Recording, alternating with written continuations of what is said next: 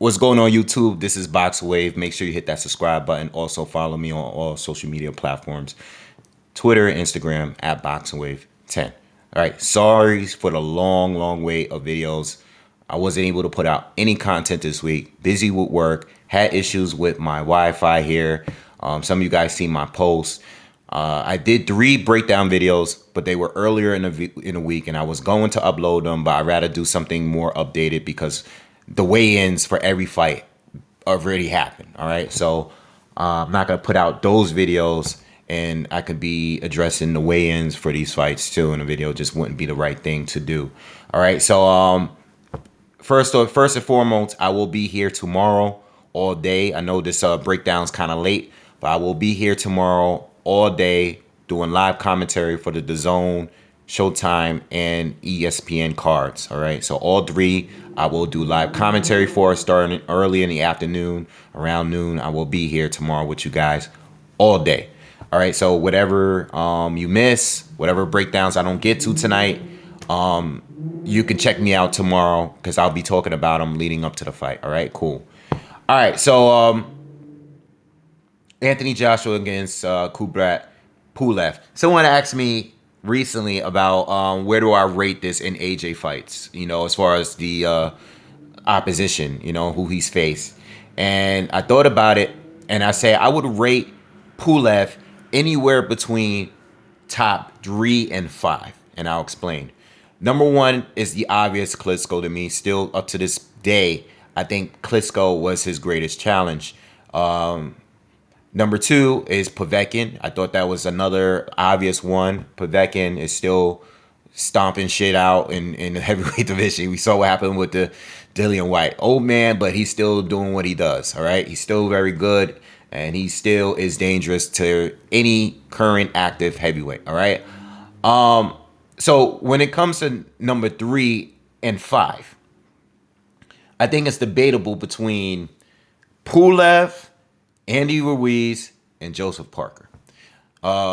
Joseph Parker and Ruiz fought each other. I thought the fight was a draw. Many people thought Ruiz really won that fight. I think, you know, it could have gone either way, but they were in Joseph Parker's background. And, you know, I think, you know, if the fight is really that close, it might go to them. I don't know. Maybe if they fought in America, it might have went to Andy Ruiz. Doesn't really matter at this point, but it was a very close competitive fight. And the thing is, Pulev, right? Pulev was always rated high. Especially in going to the Klitschko fight, he was a top 5 heavyweight at that point. All right. Regardless of where you rate him, like after that fight, he was a top heavyweight. He was. And he was rated higher than Joseph. It's really based on timing. Because in 2017, after Joshua had fought Klitschko, I would have said, after Joshua fought Klitschko, he was going to fight Pulev. Pulev was the mandatory back in 2017. So he was going to fight Pulev. Pulev backed out of the fight because he had suffered some kind of injury. And then Joshua went on to fight Carlos Takam. All right. So we didn't get the fight then. But at that time, that would have been clear AJ, you know, as far as it's all about timing. It's clear AJ second toughest fight.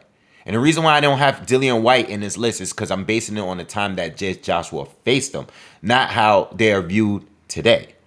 You know, obviously Dillian White would be higher, but AJ fought Dillian White when Dillian White was pretty much a prospect like them, like he was at that time. All right, so I'm basing it on timing.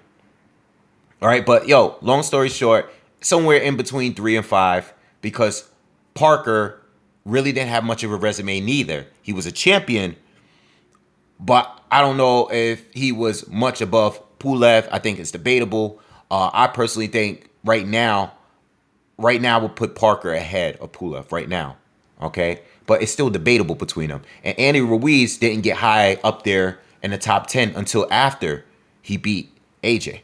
All right, once he beat AJ, he was like top 3 in the whole heavyweight division because of that win. All right, so it really depends on the timing, on where you like rank these or whatever. But let's talk about these two. Pulev Pulev has a very good jab. I mean, I've been covering him here on his channel since the Klitschko fight. I had to do a breakdown of that fight years back. And I remember that being the first time I seen a lot of people. Not the first time, but uh, one of those times where a lot of people felt that Klitschko was going to lose the fight. There was a lot of people that thought Pulev was going to win that fight because they felt that Pulev could do pretty much everything Klitschko can do, but he was younger, fresher. Maybe he didn't have the bigger right hand between the two. Obviously, he doesn't, but he had the jab. I mean, he had his style was similar to Klitschko's, and a lot of people were comparing it to, and just thought that Pulev was better on that time. All right, and Pulev lost and everything, but I remember how people felt going into that fight. And listen, Pulev has a great jab. His right hand is very tricky because he doesn't throw it a lot. Okay. He's like really, really, like he likes to be really, really accurate with that punch. So he can just throw a ton of jabs before even throwing a right hand behind it. He has a good one too, but he rarely throws it. He tries to catch you with it. And the setup is good, but outside of that, he really doesn't have that many weapons. Now, if he's fighting a more aggressive fighter like he did with Derek Chisora, Chisora's coming forward, and now Pulev is on the move. He's looking to set up, some traps.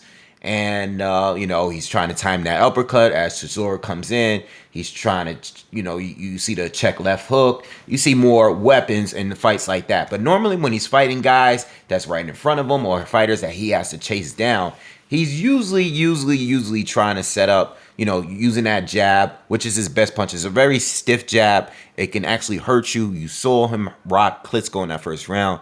So he has a very good jab. But he's usually trying to set up the right hand. It's just that he doesn't throw many of them. Okay? All right, he's not much of a inside fighter. He doesn't have much of an inside game. But he knows he has good defense on the inside. He ties up, he protects himself. Since he's not putting a lot of work on the inside, he knows how to protect himself when someone's on the inside of him or within his space. All right, so I think Pulev's best weapon really is his jab here. Can he really hurt AJ? Can he really win rounds with that jab? No, I think he obviously needs to set it up and set that right hand up and maybe catch AJ real clean with it. But I was watching some of his fights. I was watching his fights with Dogban Dinu. Dogban Dinu. I don't know if I said his name right, but Dinu, one of his most recent opponent. I was watching the Rydell Booker fight. And these guys are not world level fighters. They're not. But they do box well. And one thing I noticed is that they were able to counter Pulev's jab with that overhand right? With the pull counters and stuff. I seen it, and I see Dinu even cut him with the punch. And I believe it was the punch that did it. And I saw that, and I said, you know what? AJ, hand speed is pretty solid. He's able to counter this guy with that same punch. He's going to knock Pulev out. Same thing with Booker. I seen the same thing with Booker. Booker doesn't look like much, experienced guy, a little chubby, short, but he has quick hands. He's like Andy Ruiz. He has quick hands, good combination, good counter punching ability. And I noticed that in the first couple of rounds, he was countering Pulev's jab, and I was like, I think AJ can do this. He can do what these guys are doing because I've seen him do it before, and if Pulev get touched clean with one of these shots, he's going to sleep. That's what I thought. Now, the weigh-in. I seen the weigh-in today. It was a lot of animosity. It was like a circus in there. I don't know why. I mean, it didn't seem like these guys had any kind of animosity towards each other in the press conference.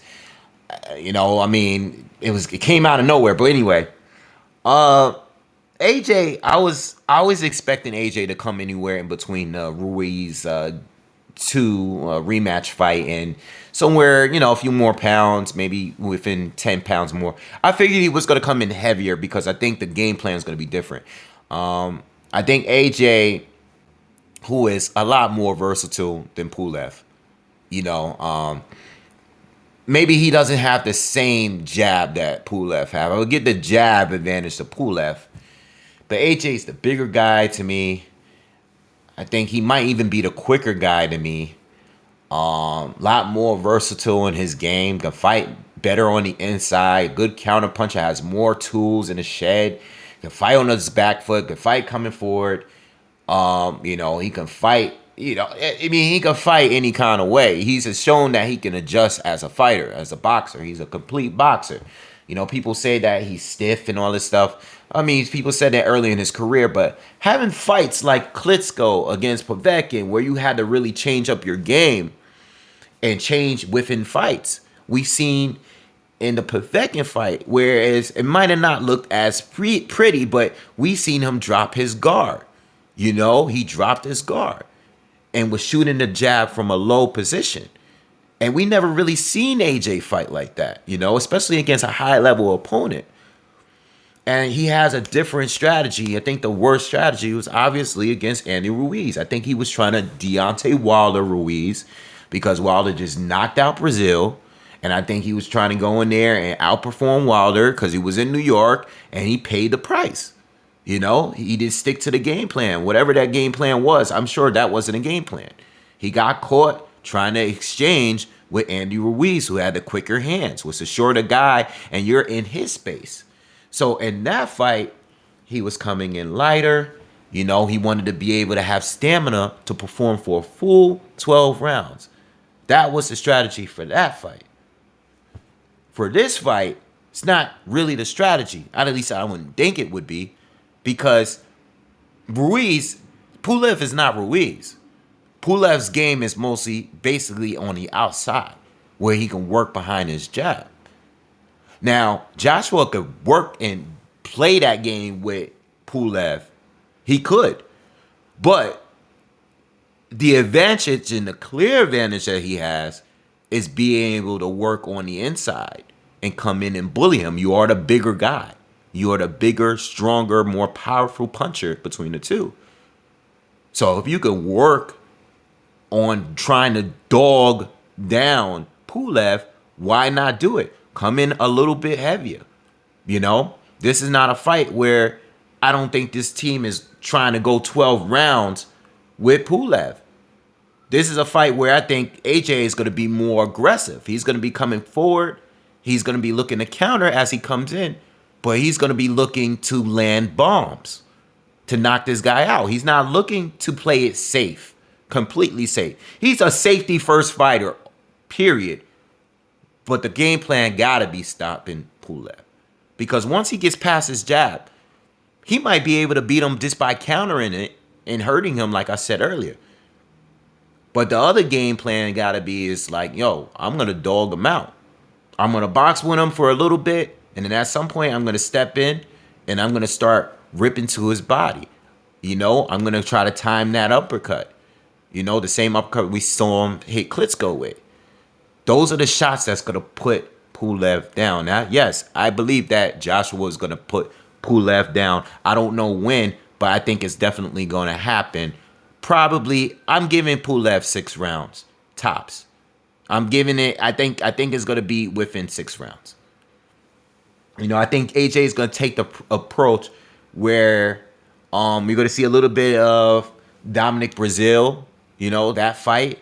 Where he was outside countering the jab, countering, just busting up Brazil. I think Brazil is more tougher, though. I don't think Brazil is going to be able to get, Brazil was able to take the punches for far much longer, in that fight. But we're going to see a little mixture of the Brazil fight mixed with a little bit of the Dillian White fight where JJ was just in there trying to get Dillian White out of there. We're going to see a moment.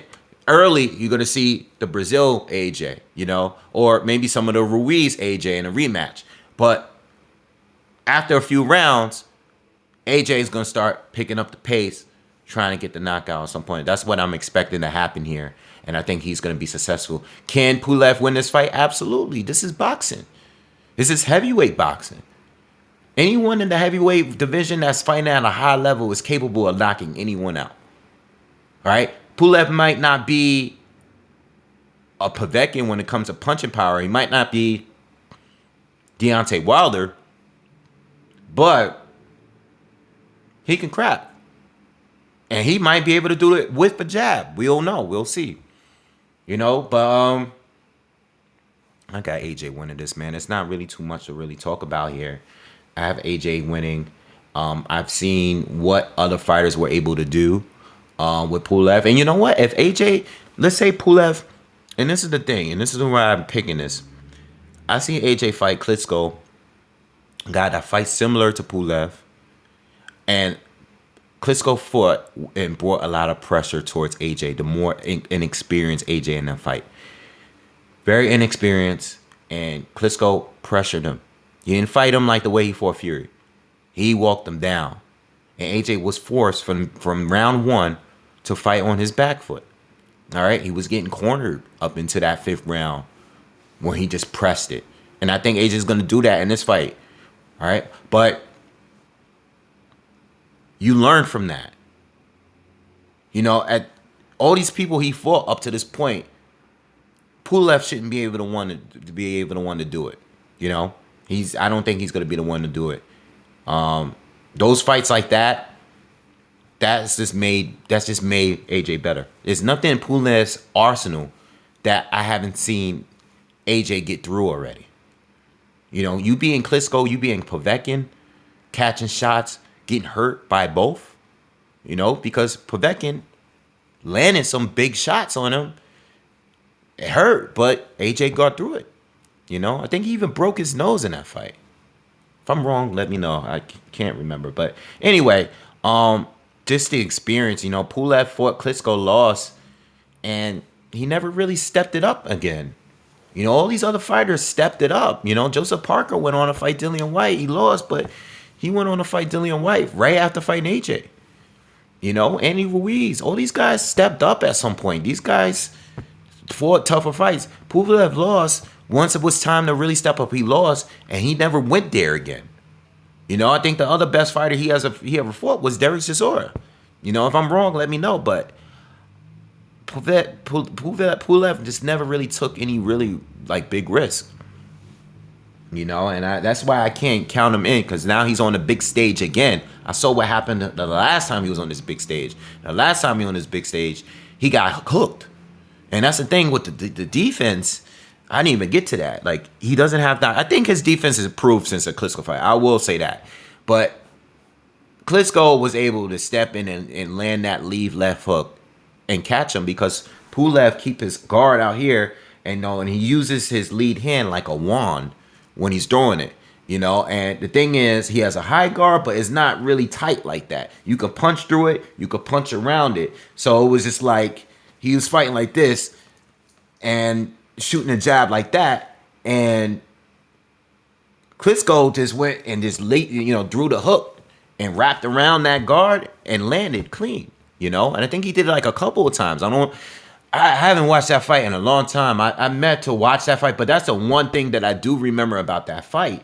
You know, and I think Pulev's defense is definitely tighter since then. Like, watching his fights with Fury and all these guys he's faced over the years. But I see that's another weapon that I expect to have. Let's say if he takes the aggressive approach to AJ, I can see AJ catching him with like a check left hook, stepping around him and catching him with that hook, you know, or while he's shooting the right hand with the counter. AJ just got too many tools for him to lose this fight, you know. But Pulev is dangerous because he has a good jab. I mean, like I said, all these guys are dangerous when you're fighting at this level. But outside of that, it would be a real big disappointment if AJ was to lose to Pulev at this point of his career. At this point, he's faced greater dangers and passed all of them. Even on the one fight he lost, he already claimed that. He already got the rematch in, all right? All right, so I think I talked long enough. Again, I will be here tomorrow doing live commentary early in the morning. Not in the morning, but early in the afternoon. I will be here. I'm going to try to get some more breakdowns in tonight. But I'll be here all day tomorrow. All day. All right. So let me know what you guys think in the comments. Make sure you guys hit that subscribe button. Also hit that the alert button for you to get notifications anytime that I put up new content. Yada yada yada. All that stuff that every YouTuber say. Do that. And I'll see you guys in the next one. Peace.